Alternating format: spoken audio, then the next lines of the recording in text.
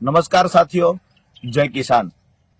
Botad marketing યાર્ડની અંદર વર્ષોથી કડદા પ્રથા સિસ્ટમ ચાલે છે, જેના કારણે ખેડૂતોના ખિસ્સા કપાઈ રહ્યા હતા।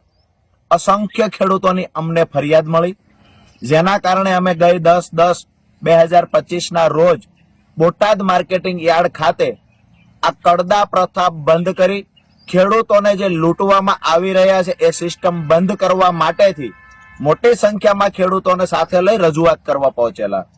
અમારી રજૂઆતને સાંભળ્યા પછી પણ એકદમ વ્યાજબી રજૂઆત હોવા છતાં પણ કડદા પ્રથા બંધ થશે આવી અમને લેખિત બાંહેધરી ન મળી। ક્યાંક ને ક્યાંક શાંતિપ્રિય રીતે ગાંધી ચિંધ્યા માર્ગે અમે નક્કી કર્યું કે જ્યાં સુધી લેખિત બાંહેધરી નથી મળતી ત્યાં સુધી માર્કેટિંગ યાર્ડમાં ખેડૂતો શાંતિથી ધરણા કરશે। મોડી રાત્રે પોલીસ આવે છે, લાઠીચાર્જ કરે છે, અમને ઉઠાવી જાય છે। અમને કહેવામાં આવે છે કે માર્કેટિંગ યાર્ડમાં તમારે લોકોએ બેસવાનું નથી। અમે નક્કી કર્યું કે માર્કેટિંગ યાર્ડમાં બેસવા નથી દેતા, કડદા પ્રથા બંધ થશે એની લેખિત બાંહેધરી નથી આપતા, તો અમે બાજુનું ગામ હળદળ છે ત્યાં ખેડૂત પંચાયત બોલાવીશું। તો 12/10/2025 સાંજે 4 વાગે હળદળ ગામમાં ખેડૂત પંચાયતનું અમે આયોજન કર્યું। એમાં પણ પંચાયતમાં ખેડૂતો ન પહોંચવા દેવા માટે થઈ અસંખ્ય ખેડૂતોની અટકાયત થઈ, આગેવાનોની અટકાયત થઈ, તેમ છતાં ખેડૂતો પંચાયતમાં આવ્યા। હું અને મારા સાથી મિત્ર પ્રવીણભાઈ પણ પંચાયતમાં પહોંચ્યા। ક્યાંક ને ક્યાંક થોડી જ વારની અંદર પોલીસ આવે છે, ત્યાં આવીને લાઠીચાર્જ કરે છે, ત્યાં આવીને ટીયર ગેસ છોડે છે અને ત્યાં આવી આ ટોળાને હેરાન કરવાનું કામ પોલીસે કર્યું, ટોળાને ઉશ્કેરવાનું કામ પોલીસે કર્યું છે। જેના કારણે ક્યાંક ને ક્યાંક એવું બન્યું પોલીસ અને ખેડૂતો વચ્ચે ઘર્ષણ થયું। તે ઘર્ષણના કારણે ક્યાંક ને ક્યાંક બંને તરફ થોડા લોકો ઈજાગ્રસ્ત થયા, પરંતુ પોલીસે ખેડૂતો પર ગંભીર ગુનાઓ દાખલ કર્યા, અસંખ્ય ખેડૂતો પર લાઠી વરસાવી, નિર્દોષ ખેડૂતોને મારવામાં આવ્યો, ખેડૂતોના ઘરમાં તોડફોડ કરવામાં આવી, ખેડૂતોના વાહનોમાં તોડફોડ કરવામાં આવી। મારી પ્રશાસનને વિનંતી છે, તમને દુશ્મની છે તો રાજુ કરપડાથી છે, પ્રવીણ રામથી છે, તમને દુશ્મની ખેડૂતોથી શા માટે છે? તમામ ખેડૂતોને ટૂંક સમયમાં છોડી દેવામાં આવે। હું અને પ્રવીણભાઈ રામ આવતી 16 તારીખ એટલે કે પરમ દિવસ અમદાવાદ પાર્ટી કાર્યાલય ખાતે બપોરે 11 કલાકે અનશન પર બેસવાના છીએ। પોલીસને લઈ જવા હોય અમને ત્યાંથી લઈ જાય, પણ મારા નિર્દોષ ભાઈઓ ખેડૂતોને છોડી દે આ નમ્ર વિનંતી કરું છું। તમારે લાઠીઓ મારવી હોય તો અમારે પીઠ પર મારો, જેલમાં પૂરવા હોય તો જેટલા દિવસ રાખવા હોય એટલા અમને રાખો, પણ નિર્દોષ ખેડૂતો પર અત્યાચાર ન ગુજારશો। અમે સામે ચાલીને અમદાવાદ ખાતે આવી રહ્યા છીએ। આવતી 16/10/2025 બપોરે 11 કલાકે ગાંધી ચિંધ્યા માર્ગે ફરી વખત અમે લોકો ધરણા પર બેસીશું। જય કિસાન। સાથે જ તમામ સાથીઓને એક સંદેશ આપવાનો કે અમે લોકો જેલમાં ગયા પછી પોલીસ અત્યાચાર કરવો હોય એટલો કરી લે, અમારા ખેડૂત પરિવારોને બચાવવા માટે તમામ અત્યાચારોમાંથી પસાર થશું, પણ આવતી 31 તારીખે ગુજરાતના કોઈ પણ જિલ્લામાં કિસાન મહાપંચાયતનું આયોજન થાય, માન્ય અરવિંદ કેજરીવાલજી એમાં આવતા હોય તો તમામ ખેડૂતોનું વિનંતી કરું છું કે હું તો ભલે જેલમાં હશું, પણ તમારે લોકોએ ખેડૂત પંચાયતની અંદર ખેડૂતોની તાકાત શું છે એ બતાવવાની છે। જય કિસાન। આપનો ભાઈ રાજુ કરપડા। નમસ્કાર સાથીઓ, જય કિસાન।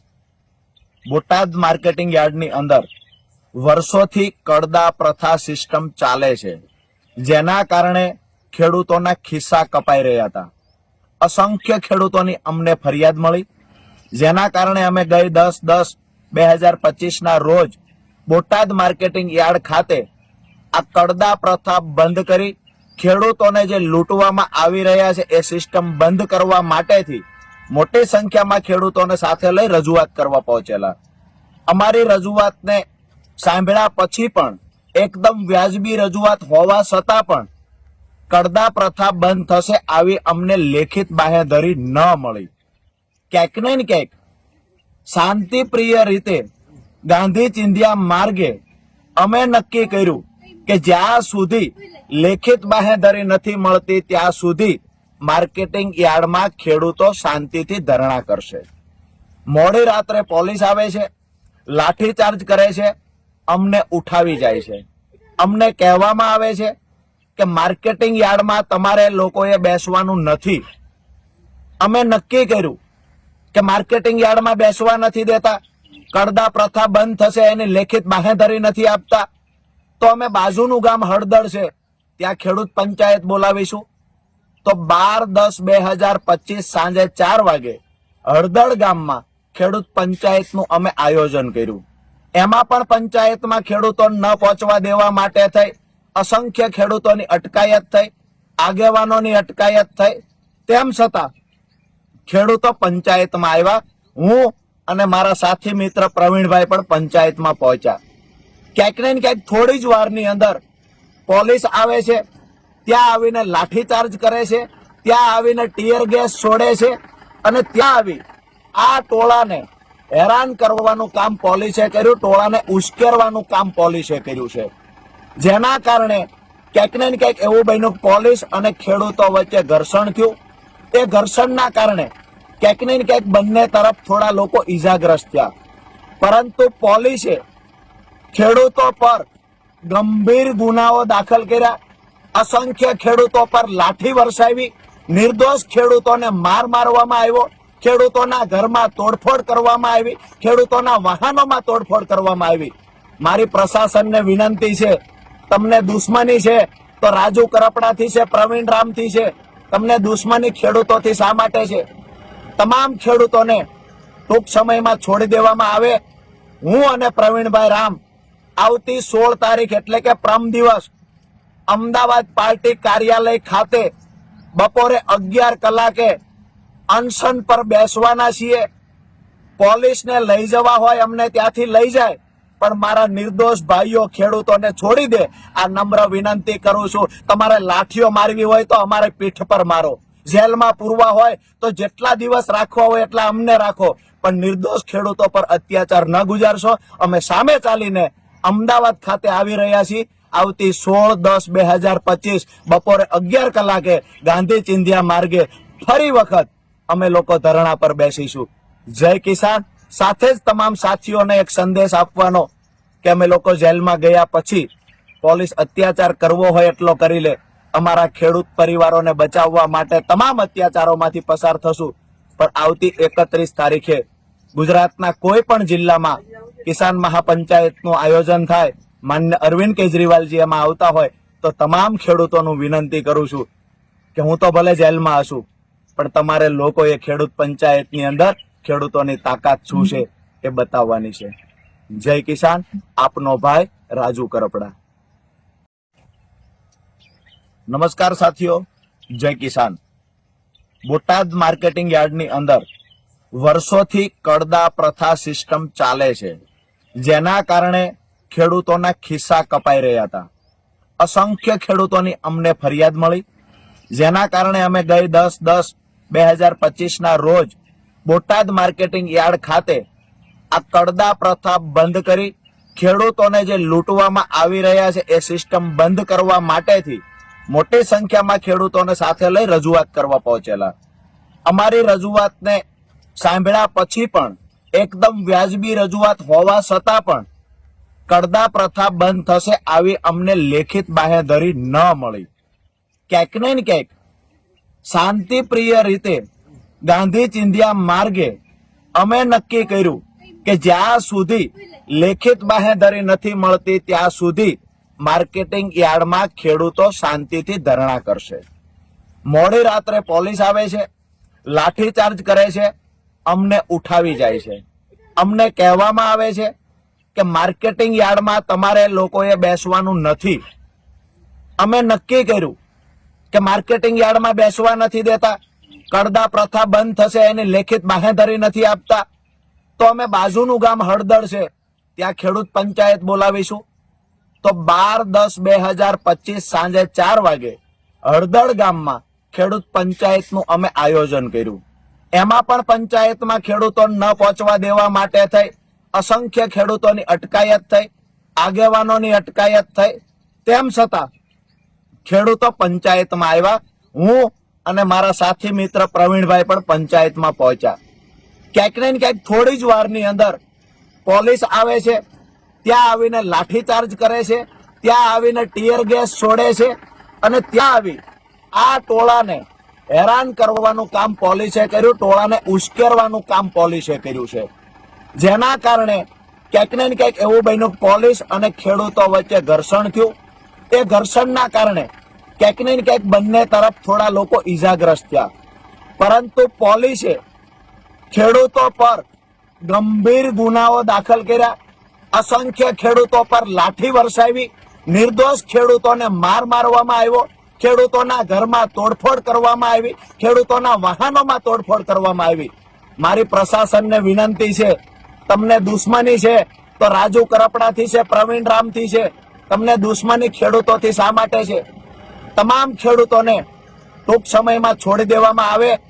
હું અને પ્રવીણભાઈ રામ આવતી 16 તારીખ એટલે કે પરમ દિવસ અમદાવાદ પાર્ટી કાર્યાલય ખાતે બપોરે 11 કલાકે અનશન પર બેસવાના છીએ.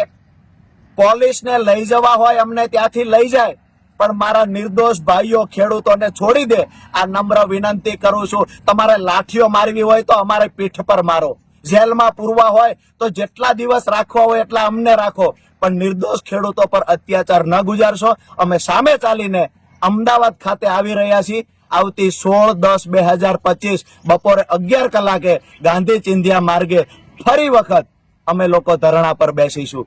જય કિસાન. સાથે જ તમામ સાથીઓને એક સંદેશ આપવાનો કે અમે લોકો જેલમાં ગયા પછી પોલીસ અત્યાચાર કરવો હોય એટલો કરી લે. અમારા ખેડૂત પરિવારોને બચાવવા માટે તમામ અત્યાચારોમાંથી પસાર થશું. પણ આવતી 31 તારીખે ગુજરાતના કોઈ પણ જિલ્લામાં કિસાન મહાપંચાયતનું આયોજન થાય, માન્ય અરવિંદ કેજરીવાલજી એમાં આવતા હોય તો તમામ ખેડૂતોનું વિનંતી કરું છું કે હું તો ભલે જેલમાં હશું, પણ તમારે લોકોએ ખેડૂત પંચાયતની અંદર ખેડૂતોની તાકાત શું છે એ બતાવવાની છે. જય કિસાન. આપનો ભાઈ રાજુ કરપડા. નમસ્કાર સાથીઓ, જય કિસાન. બોટાદ માર્કેટિંગ યાર્ડની અંદર વર્ષોથી કડદા પ્રથા સિસ્ટમ ચાલે છે, જેના કારણે ખેડૂતોના ખિસ્સા કપાઈ રહ્યા હતા.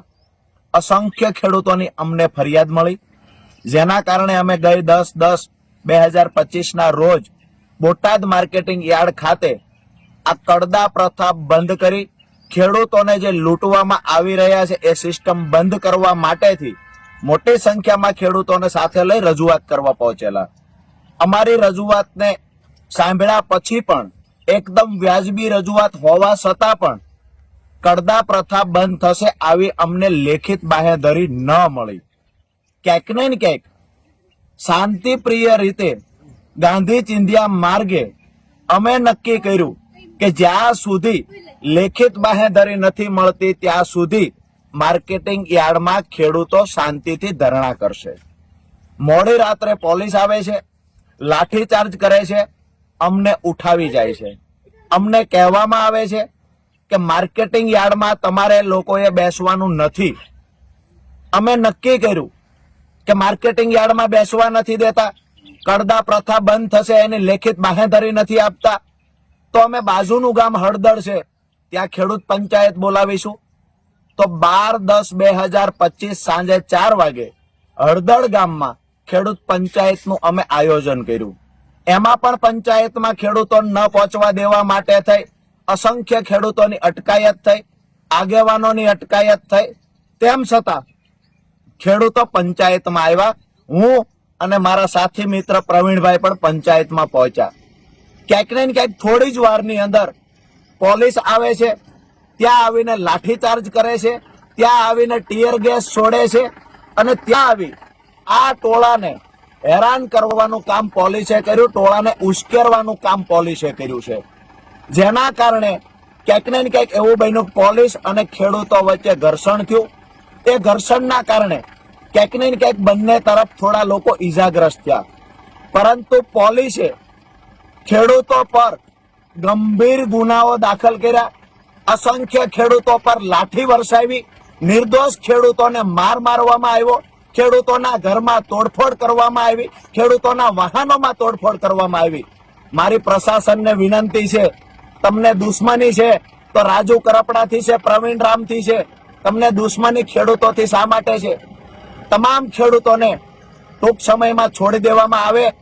હું અને પ્રવીણભાઈ રામ આવતી 16 તારીખ એટલે કે પરમ દિવસ અમદાવાદ પાર્ટી કાર્યાલય ખાતે બપોરે 11 કલાકે અનશન પર બેસવાના છીએ.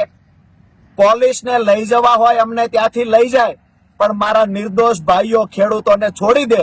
આ નમ્ર વિનંતી કરું છું. તમારે લાઠીઓ મારવી હોય તો અમારે પીઠ પર મારો, જેલમાં પૂરવા હોય તો જેટલા દિવસ રાખવા હોય એટલા અમને રાખો, પણ નિર્દોષ ખેડૂતો પર અત્યાચાર ન ગુજારશો. અમે સામે ચાલીને અમદાવાદ ખાતે આવી રહ્યા છીએ. આવતી 16/10/2025 બપોરે 11 કલાકે ગાંધી ચિંધ્યા માર્ગે ફરી વખત અમે લોકો ધરણા પર બેસીશું.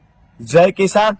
સાથે જ તમામ સાથીઓને એક સંદેશ આપવાનો કે અમે લોકો જેલમાં ગયા પછી પોલીસ અત્યાચાર કરવો હોય એટલો કરી લે. અમારા ખેડૂત પરિવારોને બચાવવા માટે તમામ અત્યાચારોમાંથી પસાર થશું.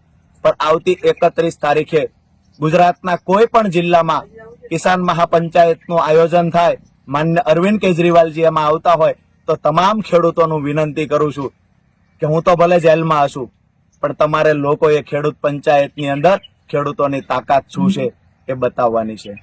જય કિસાન. આપનો ભાઈ રાજુ કરપડા.